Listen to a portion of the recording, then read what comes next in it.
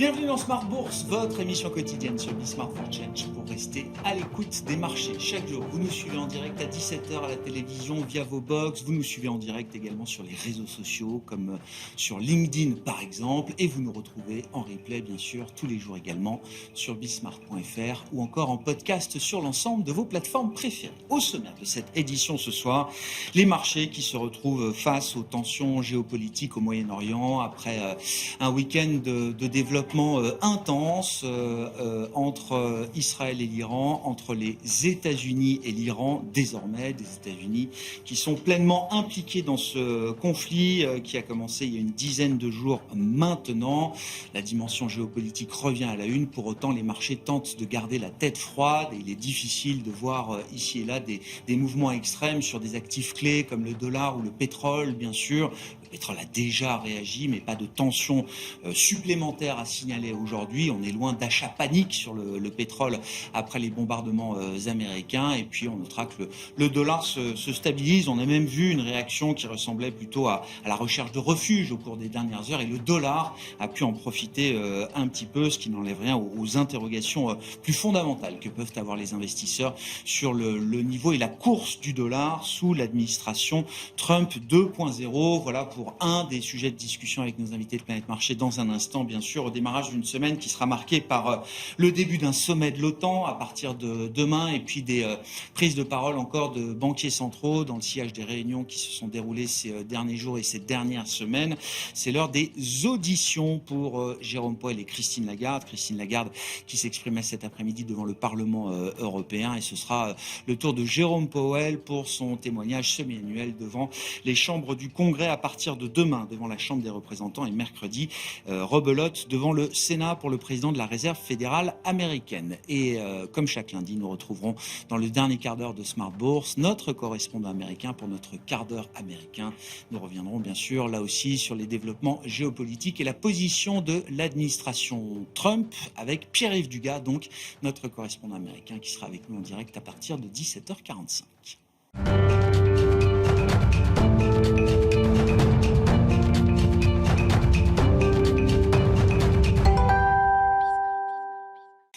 Tendance, mon ami, chaque soir en ouverture de Smart Bourse, nous retrouvons Pauline Gratel qui vous apporte les infos clés du jour sur les marchés. Bonsoir Pauline. Bonsoir. Les marchés qui évoluent bien sûr au rythme du développement du conflit entre Israël et l'Iran et avec l'implication désormais des États-Unis. Oui, les États-Unis ont frappé par surprise 3 sites nucléaires iraniens dans la nuit de samedi à dimanche. Donald Trump se félicite de dégâts monumentaux. De son côté, l'Iran accuse Washington de trahir la diplomatie et promet de lourdes conséquences. Cette attaque américaine augmente le risque de flambée des prix du pétrole, mais à ce stade, le baril de Brent est stable à $75. Quelles sont les réactions qu'on observe sur les grands indices actions, Pauline ? En Europe, la réaction des marchés actions reste modérée. Le Stoxx 600 et l'Eurostoxx 50 temporisent et évoluent en léger repli. En France, le CAC 40 recule d'environ 1% au cours de la séance et s'établit autour de 7500 points. Aux États-Unis, après avoir ouvert en léger repli, les indices ont renoué avec une tendance positive après une demi-heure de séance. À noter que l'indice VIX de la volatilité tourne autour du niveau de 20, sans grand changement par rapport à la fin de la semaine dernière. Qu'en est-il par ailleurs des marchés obligataires ? Le rendement américain à 10 ans se détend légèrement au cours de la séance et évolue ainsi autour de 4,30%. Côté européen, le rendement allemand à 10 ans évolue autour de 2,50%. Sur le marché d'échange, à noter que le statut de valeur refuge du dollar n'est pas complètement anéanti. La devise américaine a plutôt tendance à progresser aujourd'hui, ramenant l'euro-dollar sous 1,15 au cours des dernières heures. Pas mal d'enquêtes qui étaient au programme aujourd'hui à l'agenda macroéconomique avec les premières estimations des enquêtes auprès des directeurs d'achat, les PMI préliminaires pour la zone euro entre autres. Oui, pour le mois de juin, le PMI manufacturier est légèrement inférieur aux attentes à 49,4. Le PMI service est parfaitement conforme aux attentes à 50 et c'est supérieur au mois de mai. Enfin, le PMI composite est similaire au mois précédent à 50,2. Aux États-Unis, sur le front des services et manufacturiers, les enquêtes ressortent supérieures aux attentes et le PMI composite s'établit à 52,8. Et puis dans l'actualité des entreprises, c'est le jour de changement effectif à la tête de Stellantis avec l'arrivée d'Antonio Filosa. Oui, il prend la suite de Carlos Tavares et à cette occasion, il présente la nouvelle équipe dirigeante. D'un commun accord, le directeur des achats, Maxime Pica, quitte l'entreprise et pourrait partir diriger Renault puisque Luca De Meo part pour Kering.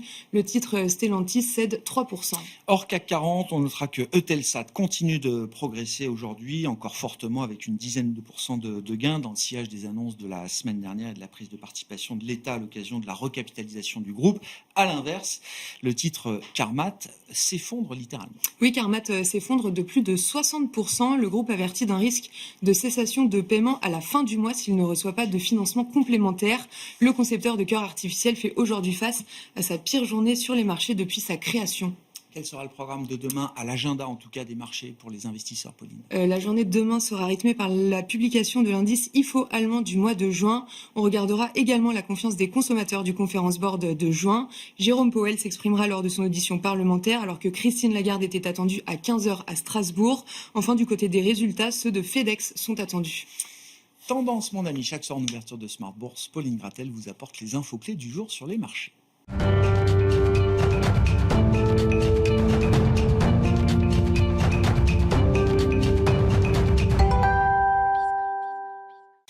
Trois invités avec nous chaque soir pour décrypter les mouvements de la planète marché. Laurent Chaudorge nous accompagne ce soir, membre du comité d'investissement de BDL Capital Management. Bonsoir Laurent. Bonsoir Grégoire. Merci d'être là, ravi de vous accueillir ce soir, ravi de retrouver Gérald Grande, directeur délégué en charge de l'allocation d'actifs et de la sélection de fonds chez Fundesis. Bonsoir Gérald. Bonsoir Grégoire. Et merci beaucoup à Sébastien Paris Service de nous accompagner également. Bonsoir Sébastien. Bonsoir Grégoire. Vous êtes directeur de la recherche de LBP Asset Management. Nouvel épisode de tension géopolitique, un conflit de plus, j'allais dire, dans une zone qui était déjà particulièrement tendue, le Moyen-Orient. Les développements se multiplient depuis une dizaine de jours. La nouveauté du week-end, c'est bien sûr l'implication des États-Unis dans cette guerre entre Israël contre l'Iran, bien sûr, Sébastien. Qu'est-ce qu'on peut dire de la situation, partant notamment des réactions de marché qu'on peut observer ces dernières heures, ces derniers jours, et notamment en ce début de semaine après l'implication des États-Unis. Je le disais en introduction, au premier coup d'œil, on n'a pas l'impression qu'il y ait d'achat panique ou de vente panique.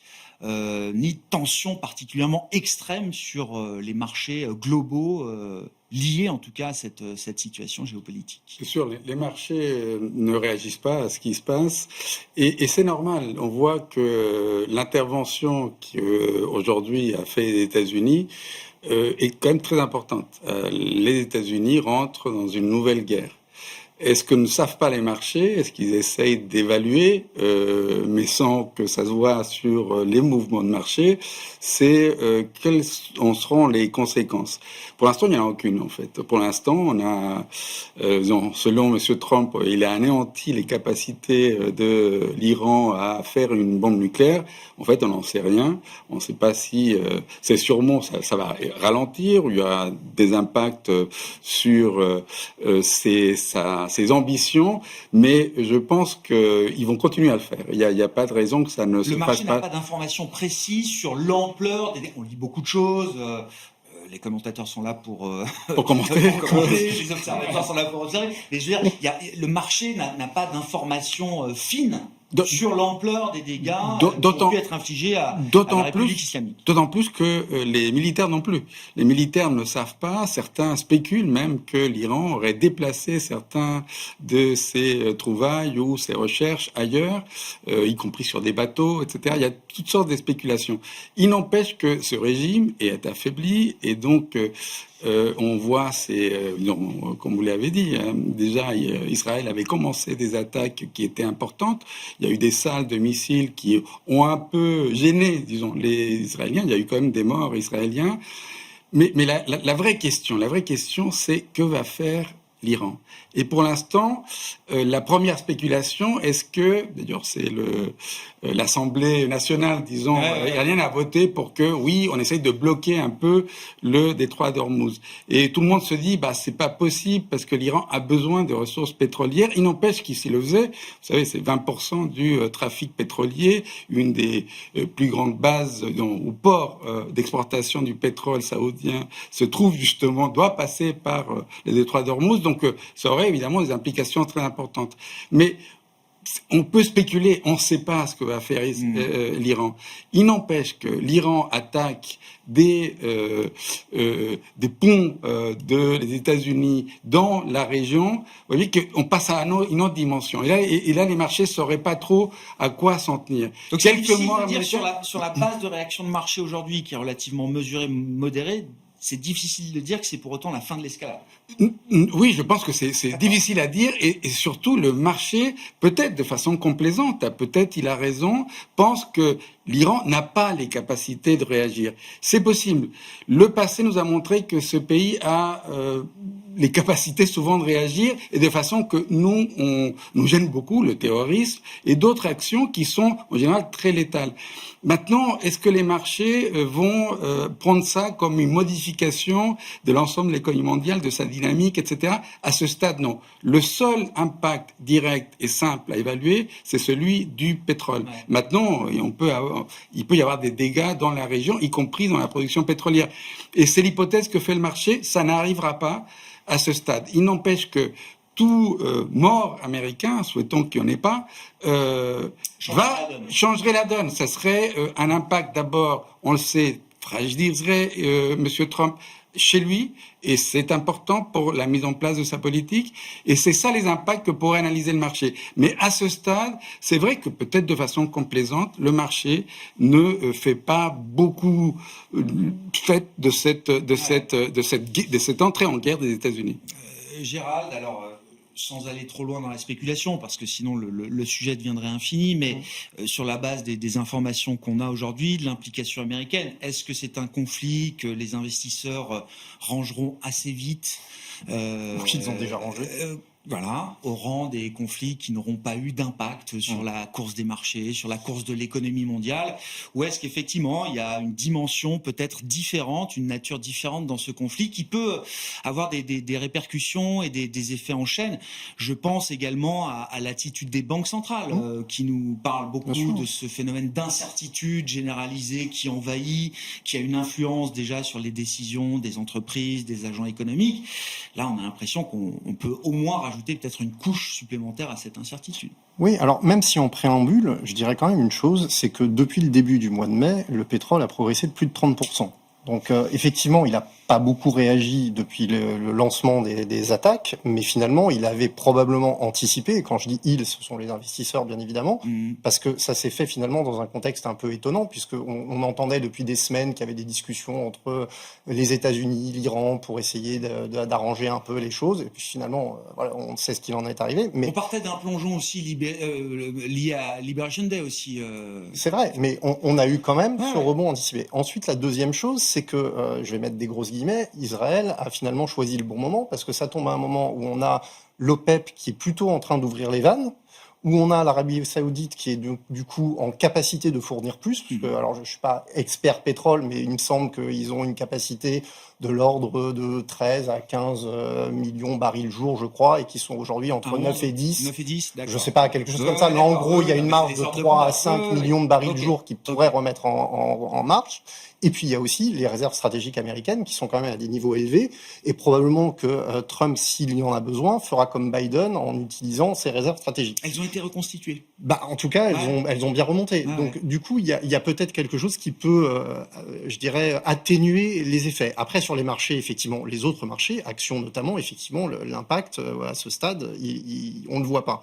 Pourquoi ? Parce qu'effectivement, si on fait le lien après avec les banques centrales, aujourd'hui, pour les banques centrales, et on a eu pas mal de banques centrales qui ont parlé la semaine dernière, il y avait déjà quand même un début de tension, on peut le dire, il n'y a pas eu de commentaires précis là-dessus. Powell a été finalement assez, je dirais, il n'a pas été vraiment très précis sur son impact inflationniste. Il parlait plus d'ailleurs toujours des droits de douane que ces problématiques-là, même si ça arrivait un tout petit peu avant ou au début. Et ce qu'on peut se demander quand même, c'est est-ce que les banques centrales vont réagir ou non si effectivement il devait y avoir un impact plus fort sur le pétrole? Est-ce qu'elles vont réagir parce qu'on dit toujours qu'elles regardent le corps, donc or, éléments volatiles, et or, énergie. On peut pas se cacher quand même qu'au bout d'un moment, même quand ça joue sur or énergie, à un moment, ça impacte aussi la suite. Donc ça, c'est un point important. Donc à suivre. Et dernier point, pour provoquer un impact fort type récessionniste, dans les derniers cas où ça a été une forte hausse du pétrole, on a souvent doublé les prix du baril pour provoquer cette récession. Alors là, je sais que Sébastien est plus à même que moi d'avoir cet avis économique sur l'effet récessionniste, mais c'est ce qui historiquement s'est produit. Ouais. Bon, on n'a pas doublé les cours du baril, partant des niveaux de début d'année qui sont à peu près les niveaux qu'on a aujourd'hui. Il n'y a pas eu Non. En revanche, sur les réserves, elles sont faibles au fait aux États-Unis parce que justement Biden les avait énormément utilisées.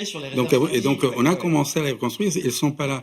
Mais c'est vrai que l'Arabie Saoudite peut mettre plus de pétrole, mais au total, aujourd'hui, on n'est pas encore là. C'est-à-dire, même si, de fait, les Israéliens n'ont pas attaqué les ressources critiques de l'Iran. Donc, c'est vrai, c'est tout à fait vrai que pour l'instant, on est dans un marché d'excès d'offres de pétrole. Donc, est-ce que les Israéliens l'ont choisi exprès ou pas? Mais c'est vrai qu'il y a un excès d'offres. Mais il peut y avoir n'importe quel grain de sable dans ce marché pour que les choses s'enveniment.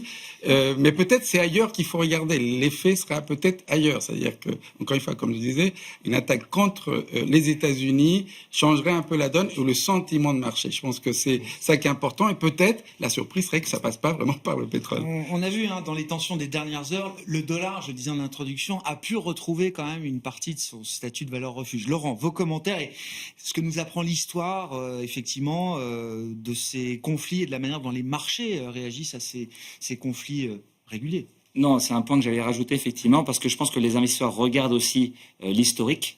Et quand on regarde par exemple des conflits dans les 20 dernières années, donc récemment on a eu quand le Hamas a attaqué Israël, on a eu la Russie qui attaque l'Ukraine, mais plus avant on a eu par exemple les États-Unis qui ont attaqué l'Irak, la guerre en Afghanistan suite aux attentats du 11 septembre.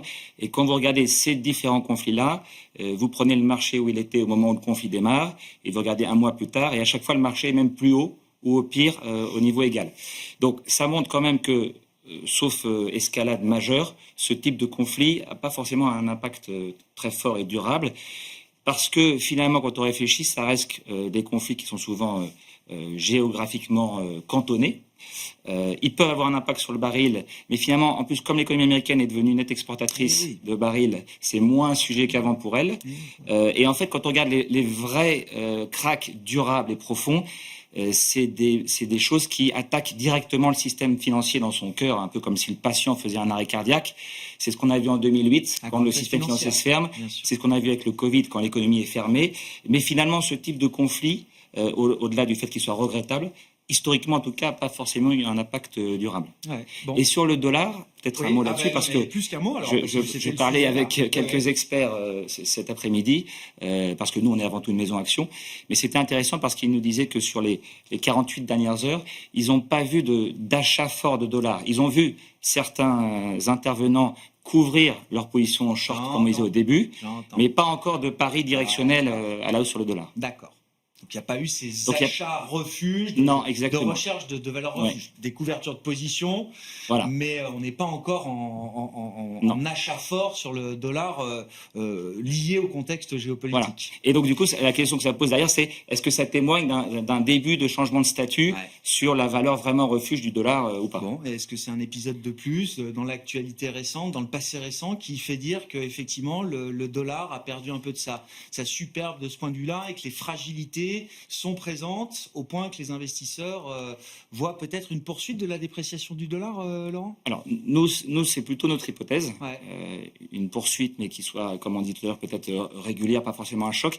La raison pour laquelle on est prudent sur le dollar, elle vient de ce que veut faire l'administration Trump et ce que veulent faire ses conseillers économiques. Et quand vous regardez le sujet en détail, eux sont persuadés que un dollar fort est la source de tous les problèmes américains, parce que c'est la source du déficit commercial, qui lui-même est la source de la désindustrialisation du pays, qui elle-même est la source de sa faiblesse, puisqu'il dépend de chaînes d'approvisionnement mondiales, quand des grands pays type la Russie ou la Chine, eux, intègrent de plus en plus. Et donc, ils veulent faire baisser ce dollar. Et donc, c'est pour ça qu'on pense que, en tout cas, on ne sait pas s'ils y arriveront ou pas, mais la direction, c'est celle-là. En quoi ça perturbe les entreprises. Est-ce qu'on arrive là à une baisse du dollar de 10% quand même en 4-5 mois? On le voit pas tous les jours. Ça veut dire évidemment que sur des parités de change, ça bouge. L'euro-dollar, on est à 1,15, 1,16, enfin plus proche de 1,15, 1,16 aujourd'hui que de 1 ou 1,02 il y a encore quelques mois. On sort d'une saison de publication de résultats. On a beaucoup parlé des droits de douane, mais est-ce qu'on va reparler des effets de change et des perturbations que les effets de change peuvent avoir dans les comptes des grandes entreprises mondialisées, Laurent? Pour l'instant, parce qu'on a parlé à beaucoup d'entreprises, effectivement, suite à leur publication du premier trimestre, ça n'a pas encore été un gros sujet, la devise. C'est vrai que le sujet principal, ça reste les tarifs. Et ce qu'on entend, et on l'a traduit par ce terme anglais « wait and see », la plupart des PDG nous disent « en ce moment, je gère le quotidien, je réorganise ma chaîne d'approvisionnement quand j'en ai besoin, quand elle est mondiale et trop dépendante de la Chine, mais je ne prends pas de décision stratégique, je ne fais pas de gros investissements, je verrai ça au deuxième semestre, quand j'ai plus de visibilité sur les tarifs. » Donc on reporte, quoi. On reporte, et peut-être qu'effectivement, au deuxième semestre, on aura plus de clarté sur les tarifs, mais on aura peut-être un plus gros sujet à traiter sur le dollar. Et si le dollar devait continuer de se déprécier, alors les entreprises auxquelles vous parlez, j'imagine à différentes tailles, mais pour des entreprises mondialisées, le jeu des couvertures fait qu'on est à l'aise avec ces mouvements de change, on sait faire, ou est-ce qu'à un moment, ça peut quand même perturber? Si le sens de l'histoire, c'est un euro-dollar à 1,20 par exemple, est-ce que le monde de l'entreprise est prêt à ça? Donc c'est quelque chose que nous, en tout cas, on suit de manière très proche dans la gestion de nos fonds. Par exemple, le fonds BDL Rempart, on a des positions longues et des positions short. Ouais. Donc pour vous donner une idée, on calcule l'exposition nette résiduelle du chiffre d'affaires de nos entreprises aux États-Unis. Et donc le risque de change. Et ensuite, modulo les couvertures où on n'a pas forcément toute la lisibilité, on peut prendre des positions short dollar pour faire converger tout ça. Je comprends. Sur le dollar, qu'est-ce que vous en dites, Gérald? Quelle est l'analyse que vous faites? Ça devient très consensuel maintenant, l'idée d'une poursuite de la dépréciation du dollar. C'est vrai que ça devient consensuel, mais Laurent a déjà dit beaucoup de choses, mais effectivement, ça devient consensuel. Certains gros investisseurs, enfin plutôt grandes banques américaines, vont aussi dans ce sens-là, que ce soit Goldman Sachs qui estime encore à 15% de glissade potentielle. Alors ça peut paraître beaucoup, effectivement, mais c'est vrai que ça a très bien été dit par Laurent. L'administration Trump, via les Trumpenomics, avec que ce soit les taxes, la baisse des impôts, enfin le déficit budgétaire, etc. Tout ça va a priori dans le sens effectivement d'un affaiblissement du dollar. Et plus généralement, ce qui est mis en jeu, c'est la confiance que peut avoir le monde dans la devise américaine à l'instant T. Et on le voit notamment, alors il y a eu des effets un peu différents. Il y a eu la fameuse adjudication il y a quelques semaines sur le 20 ans qui s'était mal passé. Puis il y en a une autre qui s'était un peu mieux passée. On a été un peu rassurés. Mais globalement, ce que ça signifie aussi, c'est que les investisseurs au niveau mondial demandent une prime de terme peut-être un peu plus importante pour prêter à des pays qui effectivement dépensent plus que ce qu'ils ne gagnent. Et les États-Unis, ça commence à se voir un petit peu, même si historiquement, ils ont toujours pu être en mesure de financer leur déficit. Mais clairement, l'administration Trump va dans ce sens-là. Donc la glissade qu'on voit aujourd'hui, elle peut continuer. Je suis d'accord avec Laurent. On n'est probablement pas au bout. Alors, on ne voit pas un choc où on irait en 2 jours à 1,20, à 1,25, mais que ça s'effrite tranquillement, je ne suis pas certain en effet que l'administration américaine soit contre. Donc finalement, on peut très bien assister à cela, et ce qui est d'ailleurs pas plus mal qu'un décrochage très brusque. Hein. Ouais. Et puis quand on regarde d'autres indicateurs plus classiques, que ce soit finalement les parités de pouvoir d'achat, on voit que ça va quand même dans ce sens-là. En revanche, il y a d'autres indicateurs, les écarts de taux, que tout le monde regarde, c'est vrai que ça plaide plutôt pour le dollar. Donc il y a des indicateurs qui sont en même temps assez contradictoires, ce qui peut prouver justement cette espèce de manque de confiance dans le dollar en ce moment. Et le dernier indicateur qui est intéressant à regarder, c'est le pourcentage de jours durant lesquels à la fois dollars, actions et obligations américaines baissent en même temps. Oui. En moyenne, depuis 3 ans, on est autour de 7,5%, si je ne dis pas de bêtises. Par an? En annualisé. Et là, depuis le début de l'année, on est autour de 5%. Il y a des pays comme le Brésil qui tourne à 20, le Royaume-Uni qui a eu un décrochage récemment qui tourne autour de 12,5, 13. Donc, ce qui signifie quand même qu'on n'est pas totalement dans ce manque de confiance, mais il y a quelque chose qui se passe. Oui. Il y a quelque Très chose qui rare se de passe. voir effectivement vos actifs dans leur ensemble et Exactement. votre devise baisser, surtout quand on s'appelle les États-Unis. Exactement. Sur la baisse du dollar, où est-ce qu'on en est? Qu'est-ce que vous en dites chez LBPAM, puisqu'on fait ce tour de table, Sébastien? Nous, maintenant, à très court terme, on est plutôt neutre. D'abord parce que effectivement, la Fed, nous, on pense qu'elle va prendre plus de temps à baisser ses taux, mais de façon plus fondamentale, l'administration ou la stratégie de l'administration peut être ce qu'elle veut. C'est pas eux qui vont faire baisser le dollar, sauf à faire des très mauvaises politiques. Pour l'instant, c'est des très mauvaises politiques et ça marche. Ça fait baisser le dollar, c'est-à-dire qu'elles sont inflationnistes, elles jouent contre la croissance des États-Unis. Donc, on sait, en peu de temps, on est passé de l'exceptionnalisme américain à plutôt le minimalisme américain, c'est-à-dire donc, et l'exceptionnalisme passait par cet avantage extravagant qu'avaient les États-Unis, c'est Giscard qui avait inventé cette expression sur la force du dollar, parce que les États-Unis regardent ça presque à l'allemande, mais de manière mercantiliste, c'est-à-dire que une monnaie plus faible nous permettrait d'être plus compétitifs. Les États-Unis ne seraient pas plus compétitifs. Aller concurrencer les Chinois sur tous les produits qu'ils produisent, il faudrait baisser les salaires de façon dingue aux États-Unis, donc ça n'arrivera pas.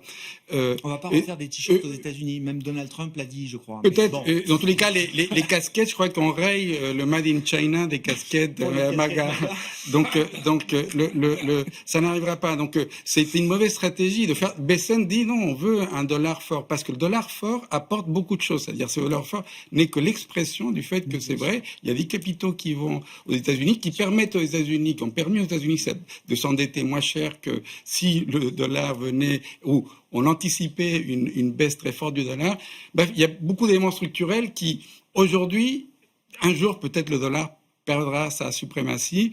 Aujourd'hui, il y a une thèse très intéressante, moi je trouve, de qu'est-ce qui pourrait affaiblir vraiment structurellement le dollar. C'est Kenneth Rogoff, chef économiste du FMI et un grand économiste, qui vient de publier un livre et qui dit une des plus grosses menaces en fait pour le dollar, c'est d'ailleurs quelque chose que voudrait faire Trump, c'est le Bitcoin ou les cybermonnaies. Et pourquoi?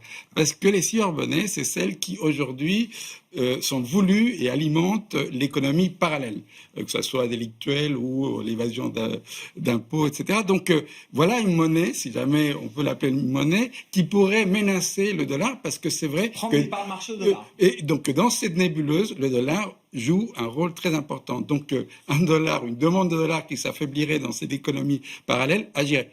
Est-ce que on peut suivre le dollar marginal qui est là-dedans? On peut pas. Mais voilà une piste peut-être pour Trump de dire voilà, le Bitcoin, on va le développer davantage et pour aider à faire baisser le dollar. Mais je pense que il peut continuer à baisser si les politiques continuent à être mauvaises, j'ai déjà dit erratiques, comme on l'a vu jusqu'à maintenant, et encore de créer une situation géopolitique pour les États-Unis complexe qui fragilise encore davantage, et il faut vraiment le prendre en compte la situation des républicains et surtout de M. Trump aux États-Unis. On verra comment l'histoire retourne. Oui, avec une situation politique compliquée pour lui. Effectivement, il a fait campagne sur l'isolationnisme et le non-interventionnisme américain, et il se retrouve aujourd'hui impliqué dans une guerre, j'allais dire entre guillemets, contre sa volonté. En tout cas, j'imagine que ça faisait pas partie de ce qu'il avait. Mais est-ce que l'euro va gagner? Est-ce que l'euro va gagner dans cette course? On voudrait que l'euro gagne. Christine Lagarde essaye de nous suggérer que l'euro puisse avoir sa place en tant que monnaie de réserve. Parlons de l'Europe, justement. Si on regarde les compteurs au terme de ce premier semestre, sur les marchés d'actions notamment, Laurent, alors il y a eu cet épisode de volatilité, ce gros trou d'air quand même lié à Liberation Day, avec un rebond puissant, et notamment de la partie américaine, emmenée par la tech américaine. Mais si on regarde quand même 1er janvier jusqu'à aujourd'hui, fin juin, les actifs qui ont mieux performé, ce sont les actions émergentes, les actions européennes, et en dernier, les actions américaines. Quelle est la leçon un peu de ce classement, et qu'est-ce que ça nous indique de la dynamique et des tendances dans lesquelles les marchés sont embarqués aujourd'hui? Alors, en début d'année, nous, on était déjà très positifs sur les actions européennes. On constatait qu'il y avait un pessimisme majeur et en même temps un optimisme majeur sur les marchés américains. Les valorisations étaient attractives et donc ça nous paraissait très cohérent. Il y avait un bon long short, quoi. Il y avait un très bon long short et d'ailleurs notre fonds principal, il est en hausse de 16%. Donc, effectivement. Alors maintenant, une fois qu'on a dit ça, c'est ce qui m'intéresse, c'est la suite. Nous, on pense que l'Europe conserve pas mal d'avantages par rapport aux États-Unis.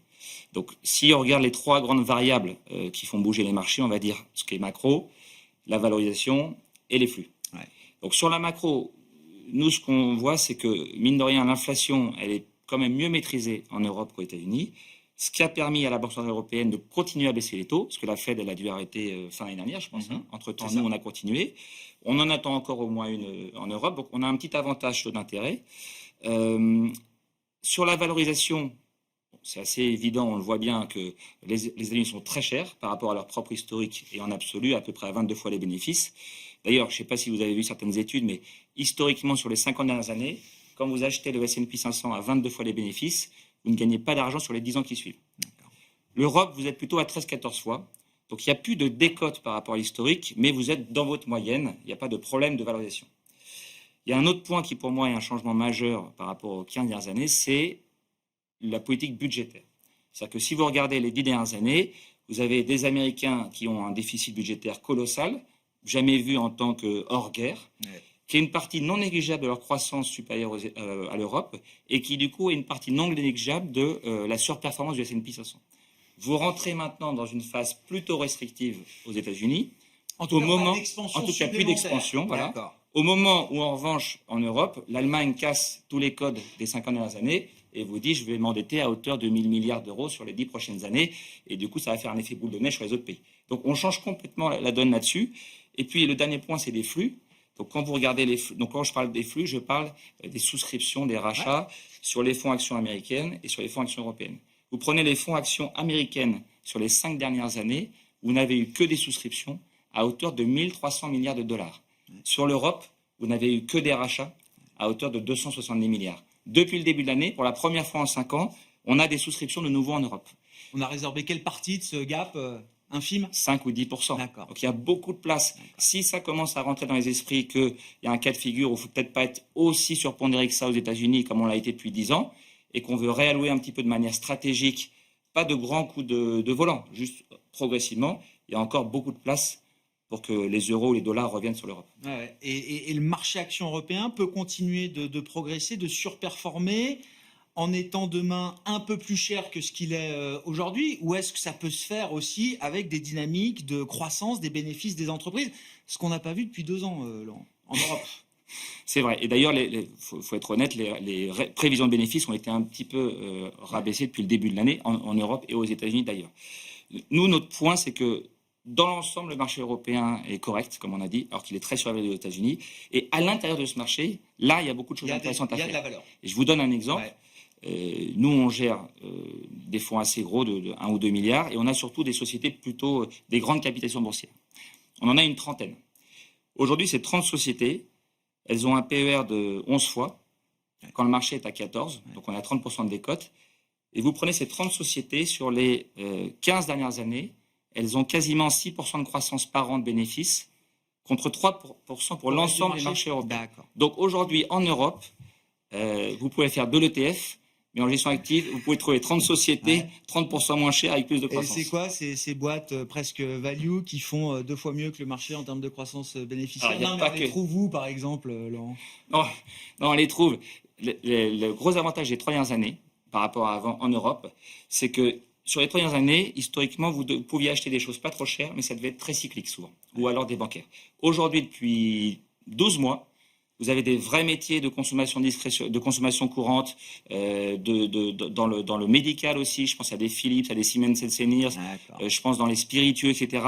Des dossiers qui sont à leur plus bas niveau depuis 15 ans en termes de valorisation. C'était trop cher, des dossiers historiquement trop chers qu'on avait du mal à payer et qui là parce que ces dossiers-là, c'était une conséquence des taux d'intérêt négatifs. Quand tout le monde a voulu acheter ces valeurs-là, donc il a fallu digérer ce multiple pendant 2, 3, 4 ans. Et aujourd'hui, vous y êtes. Il y a vraiment des choses intéressantes à acheter. Bon, en matière de location, qu'est-ce que vous dites aujourd'hui, Gérald? Oui, l'Europe a retrouvé une place. L'Europe peut avoir encore un peu plus de place dans des allocations type qu'on trouve aujourd'hui. L'Europe doit avoir une place, ça c'est sûr. Après, je remettrais peut-être là aussi un bémol par rapport à la surperformance européenne versus États-Unis, parce que quand on regarde le début de l'année, c'est vrai dans les faits, quand on prend un point A, un point B qui est aujourd'hui, mais depuis le rebond d'avril, c'est plus tellement le cas. Oui. C'est même la tech américaine et les GAFAM Les Exactement. Max 7 donc, qui ont donc, il faut repris pas l'oublier. un- Donc tous ceux qui une dose de se leadership. sont amusés à vendre massivement les techs se sont dit à un moment, oh là là, faut vite que je revienne Sûr. parce que finalement, peut-être que ça repart. Sur les valorisations, oui, c'est un fait là aussi. Quand on regarde froidement la valo du S&P 500 et celle de l'Eurostoxx ou même du MSCI Europe, si on va être plus large, on est bien évidemment en dessus sur l'Europe, mais en dessous pour peut-être aussi de bonnes raisons et des raisons historiques, des raisons de composition sectorielle. On ne va pas revenir dessus, on l'a dit 150 fois, la tech plus pondérée aux US, etc. Effectivement, c'est la statistique du S&P à 22 dans les 50 dernières années.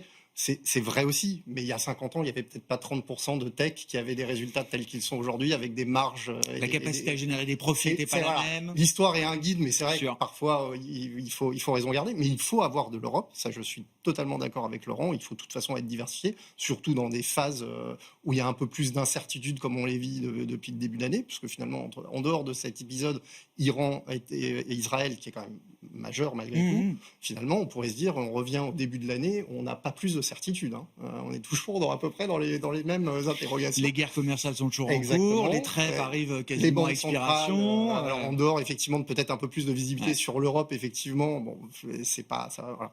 Donc oui pour l'Europe, et puis après il y a peut-être au sein de l'Europe des choses à faire. Alors évidemment, c'est vrai qu'on n'a pas parlé beaucoup de large cap, puisque Laurent l'a très bien dit, chez BDL, ils font des large cap et plutôt bien, mais il y a aussi des small cap dont personne n'a voulu pendant des années et qui commencent à souffler un peu pour de diverses raisons. D'abord parce qu'elles ont été là aussi, on n'en a plus voulu pendant longtemps, donc les valorisations sont très attractives, qu'il y a des boîtes qui ont des croissances de résultats qui sont belles, mais qui n'ont pas été reconnues sur les dernières années. Et puis aussi parce que finalement, les investisseurs commencent à s'y réintéresser également, parce qu'elles sont peut-être un peu plus immunes à la problématique justement des droits de douane.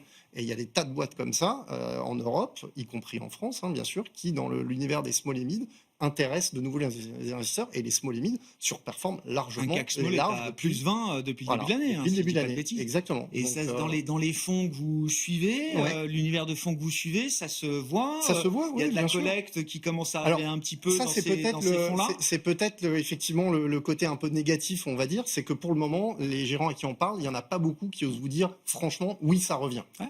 Il y en a certains qui vous disent oui, on voit quand même de plus en plus de due diligence, comme on dit dans notre métier de la sélection. On nous encore du scepticisme. Il y a un peu de flux, mais c'est pas encore complètement revenu. Mais on sent, pas plus tard qu'au déjeuner d'aujourd'hui, j'en discutais avec un de mes confrères qui me disait, moi, ça fait 2-3 mois que j'en remets. Ouais. Et on sent qu'il y a quand même un frémissement. Mais c'est pas encore tout à fait ça. Là aussi, ça intéresse. Vous avez plein de fonds small cap aussi chez LBPR. Et c'est chez LF2, nous on est très exposés et on parie dessus. Mais je crois que si bien nous on pense que l'Europe, parce que conjoncturellement les choses, même si quand on regarde les chiffres, on parlait des PMI tout à l'heure, c'est pas génial au niveau macro encore. C'est mieux. L'Allemagne c'est mieux. Et bien sûr, et l'avenir semble mieux. Il y a plus d'optimisme et pour les entreprises, c'est quand même pas un détail de se dire que la demande sera là pour pouvoir continuer à prospérer. Et c'est vrai que le contexte de politique économique est plus favorable. Et donc, en Allemagne, c'est de l'infrastructure et de l'armement. Donc, évidemment, tout le monde est surpondéré très fortement l'armement. On a 50 boîtes en Europe qui font ça, donc un peu plus. Donc, c'est très bien. Il n'empêche que le vrai pari de la prospérité européenne doit passer par des gros changements politiques en Europe. Il faut, et on a les talents pour faire ça. La guerre technologique, il faut que nous, on la commence. On a quelques pépites, quelques entreprises qui sont bien placées, mais on est très en retard. Et il faut qu'on fasse quelque chose, car moi, je ne vois pas aujourd'hui, la révolution, elle est là. Et on voit bien qu'elle avance, et la vitesse, on ne la maîtrise pas. Sauf qu'à chaque jour, on a l'impression que ça va encore plus vite. On a des nouveaux robots, des nouvelles choses qui apprennent ce que beaucoup d'autres technologies avant ne savaient pas faire. Elles apprennent pour faire mieux pour demain. Et nous, on a des intelligences pour le faire. Elles continuent à partir souvent aux États-Unis et ailleurs. Et donc, on a des opportunités dans un contexte macro qui s'est beaucoup amélioré. On a beaucoup baissé les taux. Nous, le crédit, c'est très important pour les small caps, c'est très important. Et ça, c'est un moteur pour demain. Mais il y a des choses qu'on doit faire et c'est le moment. Si on le fait pas, on va rater non pas une décennie, mais beaucoup de choses pour l'avenir. Et donc nous, on est placé là-dessus. On a une sorte de neutralité, mais c'est plus tactique. Dans ce monde, tous les bruits que vous avez signalés tout avant sur la guerre, sur les réformes Trump, c'est trop de bruit pour que le marché puisse progresser de façon apaisée. Avec c'est quand même une repondération de l'Europe dans les je pense que c'est le bon sens de l'histoire. Il faut que nous, on montre notre capacité à agir. Et c'est vrai qu'on est lent, c'est comme ça.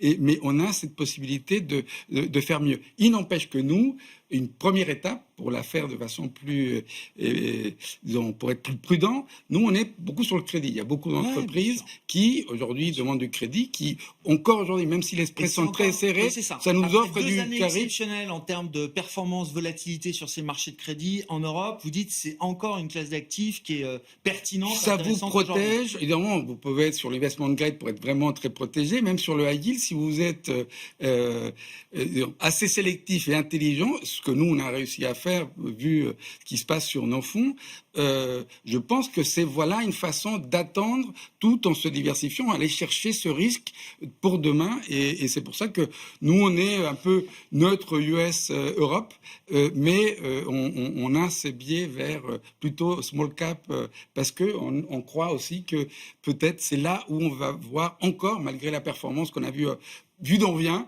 je pense qu'il y a de quoi faire. Un des grands moteurs des marchés actions européens ces dernières années, ça a été le secteur du luxe, avec quelques emblèmes comme notre groupe français LVMH. Laurent, les équipes de BDL étaient en Chine là, ces derniers jours.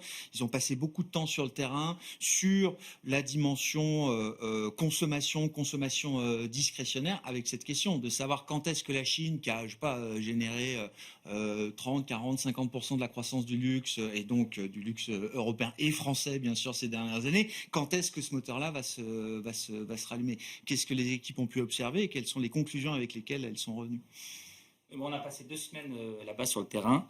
On a vu toutes les grandes marques, plus ou moins. On a vu des directeurs de magasins et aussi des propriétaires de grands magasins de malls, parce que ça se passe beaucoup là-bas aussi, qui nous ont expliqué notamment comment les loyers étaient fixés, etc., comment les discounts étaient faits, parce que les marques vous disent qu'il n'y a jamais de discount, et en fait, il y a parfois des vouchers qui sont donnés, donc c'est un discount déguisé, on va dire. Indirect, oui. Et alors, nous, les grands messages qu'on a... La grande conclusion, déjà, c'est de dire, enfin, c'est la nôtre, c'est de dire, il n'y aura pas de reprise du luxe en Chine avant au moins 2027. D'accord.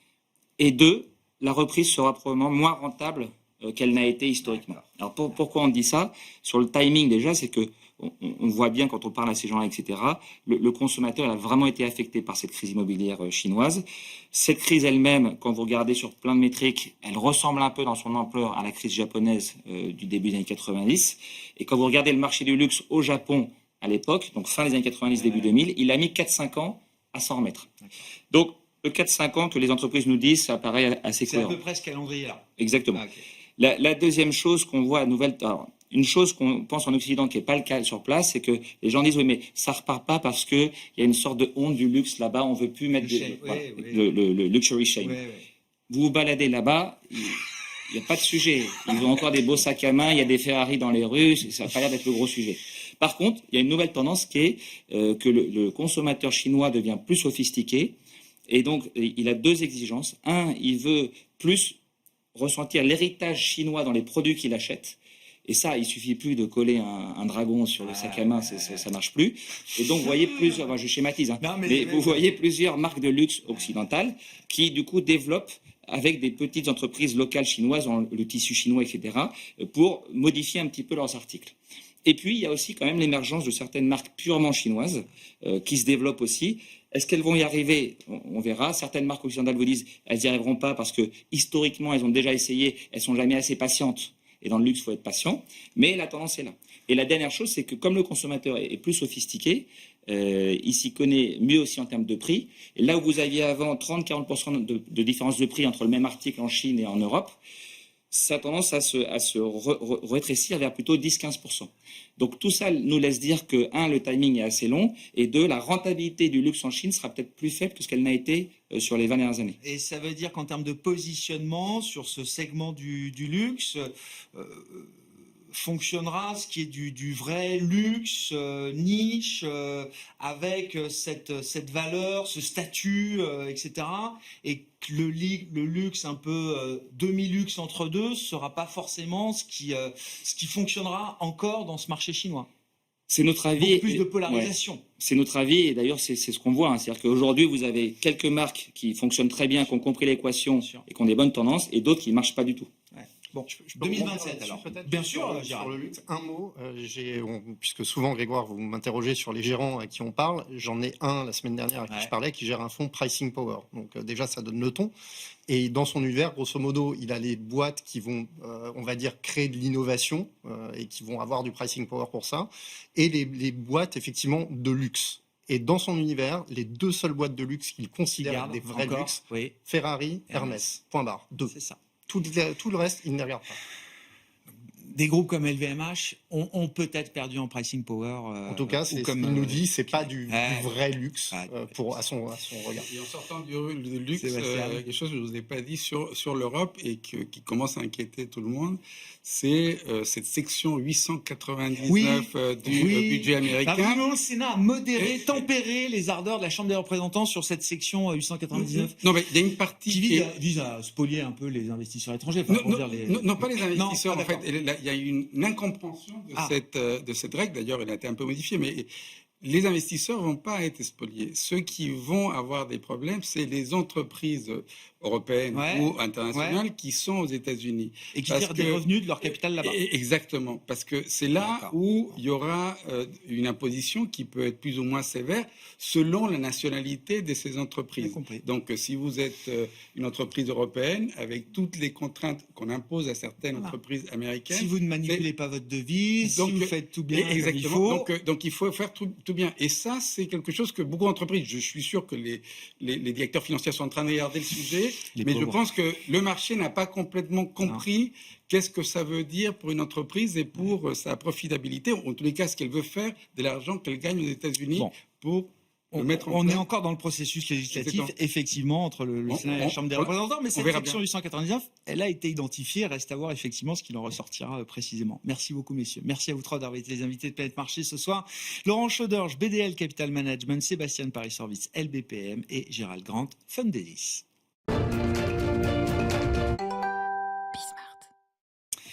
Le dernier quart d'heure de Smart Bourse, chaque soir c'est le quart d'heure thématique et chaque lundi c'est le quart d'heure américain. Nous retrouvons en visio avec nous Pierre-Yves Dugas, notre correspondant américain. Bonsoir Pierre-Yves, merci beaucoup d'être là à l'issue d'un week-end qui a été malheureusement riche en développement géopolitique. Un point qui distingue la position des États-Unis aujourd'hui vis-à-vis d'un conflit au Moyen-Orient comme celui qui est en train de se développer par rapport il y a quelques années en arrière, c'est la position pétrolière, exportateur net de pétrole qu'ont acquise les États-Unis ces dernières années. Écoutez Grégoire, je crois que s'il y a un roi du pétrole aujourd'hui, c'est Donald Trump. La marge de manœuvre que lui donne la position nette exportatrice de pétrole des États-Unis, premier producteur de pétrole mondial, à un rythme de pratiquement 21 millions de barils par jour. Cette marge de manœuvre lui permet de faire des choses qui, il y a encore un an ou même 6 mois, auraient terrifié tout le monde, bombardé l'Iran par exemple, participer activement à une guerre menée par Israël sur l'Iran. Les scénarios qu'on nous donnait il y a quelques mois sur l'évolution des cours du pétrole dans ce cas de figure nous donnaient le pétrole à 120, 130, 150 dollars. À l'heure où je vous parle, le Light Sweet Crude, le WTI, perd 1%. On n'est même plus à 74 dollars. Tous ces grands experts que j'ai écoutés tout le week-end qui nous ont dit le pétrole va flamber lundi matin doivent retourner à leurs règles à calculer. Il se passe deux choses. Non seulement les États-Unis sont de très loin le premier producteur mondial de pétrole, 2 fois plus que l'Arabie Saoudite, 2 fois plus que la Russie. Mais le pétrole de schiste leur permet, avec cette technologie, d'accroître leur production plus rapidement en fonction de l'évolution des cours. Donc même en cas de scénario de blocage complet pendant quelques semaines, quelques mois du détroit d'Ormuz, le pic des cours de pétrole, nous dit-on, probablement ne sera pas aussi violent que ce que l'on aurait pu observer en situation normale. L'autre raison pour laquelle les cours du pétrole, pour le moment, n'ont pas flambé, bien sûr, c'est que les approvisionnements ne sont pas perturbés de manière significative. Bien évidemment, si quelque chose se passe dans le détroit d'Ormuz, on nous promet une riposte forte de l'Iran au cours des prochaines heures, les choses pourraient changer. Mais a priori, pas pour très longtemps. En 1977, quand commence à chanceler le régime du Shah d'Iran, les États-Unis importent 14 barils par habitant. Aujourd'hui, les États-Unis exportent 2 barils et demi par habitant. Le rapport de force a changé et ça change la balance commerciale, ça change les prix, ça change aussi la marge de manœuvre diplomatique des États-Unis au Moyen-Orient. Bien évidemment, Donald Trump commettrait une erreur s'il oubliait que le prix du pétrole est un prix mondial et que ce n'est pas parce que les États-Unis sont relativement autosuffisants que si jamais il y avait un énorme choc pétrolier, l'économie américaine s'en sortirait sans aucune égratignure. Pour autant, la donne a changé, le rapport de force a changé. Et le prix du pétrole lui-même, si l'on tient compte de l'inflation, aujourd'hui, il est à son niveau du mois de janvier. Et si l'on tient compte de l'inflation, il est au niveau du milieu des années 80. Ouais, pas de choc pétrolier effectivement aujourd'hui et peut-être même un risque de choc pétrolier bien moindre que ce qu'on a pu connaître dans ces dernières décennies. Pierre-Yves, dans le monde des affaires, on voit que Donald Trump est prêt à aller mettre son nez très très loin dans les affaires des entreprises. Il a donc autorisé le rachat de US Steel par Nippon Steel, un dossier qui était déjà d'ailleurs sur le bureau de Joe Biden à l'époque, si je ne dis pas de bêtises, Pierre-Yves. Absolument. Avec quand même une petite condition, ce qu'on appelle dans la grammaire et le monde des affaires une golden share, une action spécifique détenue par l'État américain qui n'offre aucun droit des dividendes ou des droits de vote traditionnels, mais qui permet en tout cas un certain nombre de vétos pour bien s'assurer que US Steel, dirigé et piloté par Nippon Steel, le sera dans l'intérêt des États-Unis. Écoutez, je crois que nous avons dans notre rendez-vous hebdomadaire suffisamment critiqué et ironisé sur l'art du deal de Donald Trump et l'absence de deal spectaculaire. En l'occurrence, voilà un deal à la Trump qui est quand même un deal assez intéressant et je crois qu'il faudrait quand même lui tirer notre chapeau parce qu'il a réussi à extorquer beaucoup de choses de Nippon Steel. Il avait promis dans cette surenchère électorale, pour ne pas dire électoraliste avec Joe Biden, que jamais le géant de l'acier japonais ne pourrait prendre le contrôle de US Steel. Naturellement, cette promesse avait été suspendue à une décision de Joe Biden qui avait botté en touche, quitte à politiser le processus de vérification des grands investissements étrangers aux États-Unis, qui crée quand même déjà là un premier précédent. Peu importe, maintenant, après pratiquement 2 ans de négociations, commencé sous Joe Biden et terminé il y a quelques jours sous Donald Trump, Nippon Steel, pour pratiquement 15 milliards de dollars, rachète US Steel, qui est une société malade, et s'engage et accepte des conditions ahurissantes qui lui ont été extorquées, il n'y a pas d'autre mot, de l'administration Trump et qui seront valables pour le président qui succédera à Donald Trump. Ces conditions, quelles sont-elles?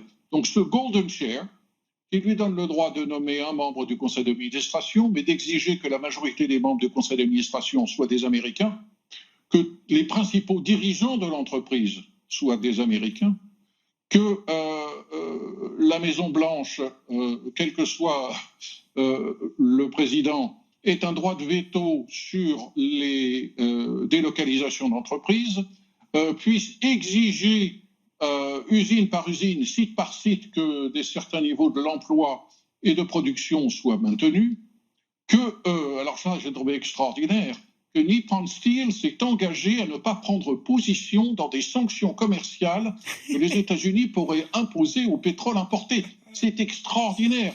Nippon Steel ne pourra pas protéger les intérêts des aciéristes japonais. Il est vrai que en protégeant l'acier américain, les marges de production de Nippon Steel, les marges de bénéfices de Nippon Steel probablement seront meilleures, et c'est peut-être là que se trouve la contrepartie, partielle en tout cas, à savoir que maintenant les Japonais ont pris le contrôle d'un géant bien malade, d'un géant américain qui est quand même un géant protégé.